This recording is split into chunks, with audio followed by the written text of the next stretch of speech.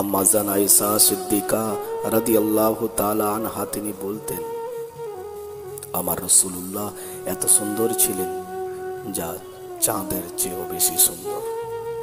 তাকে কেউ একবার দেখলে তারা আর কাউকে দেখতে চাইতো না, কারণ মুহাম্মদ সাল্লাল্লাহু আলাইহি সাল্লাম ছিলেন এমন এক সৌন্দর্যের নাম যার তুলনা দুনিয়ার কোথাও নেই।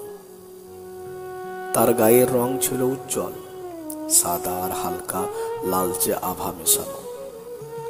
তার শরীর থেকে এমন সুবাস ছড়াতো যা কোনো সুগন্ধিকেও হার মানাতো।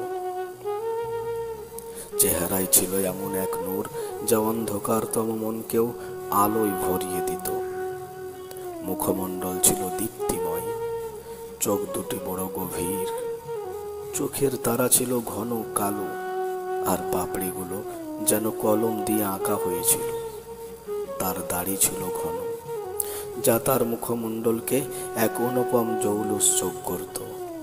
চুল ছিল ঢেউ খেলানো, নরম, কাঁধ পর্যন্ত লম্বা। চুলগুলো হালকা মাঝখানে ভাগ করা থাকতো, আর যেন চাঁদের মতো আলো ছড়াতো। তিনি ছিলেন একটি আদর্শ শরীরের গঠন। দেহ ছিল মজবুত, কিন্তু এত বিনয়ী যেন জাহান্নাম থেকে মানুষকে বাঁচাতে আসা এক নিরীহ ডাক। তিনি যখন হাঁটতেন মাথা থাকতো নিচু, কিন্তু ব্যক্তিত্ব ছিল আকাশ ছোঁয়া। আর যখন হাসতেন তার দাঁতগুলো মুক্তার মতো ঝকঝক করত। তার হাসিতে মানুষ শান্তি খুঁজে পেত। তাকে দেখলে সাহাবারা কাঁদতেন, কারণ এমন চেহারা তো তারা আর কখনো দেখেনি, আর দেখবেও না কখনো। তিনি ছিলেন প্রেমের সংজ্ঞা। তিনি ছিলেন আল্লাহর প্রিয় রাসূল, আমাদের হৃদয়ের সিংহাসনে থাকা একমাত্র প্রেমের মানুষ মুহাম্মদ সাল্লাল্লাহু আলাইহি ওয়াসাল্লাম।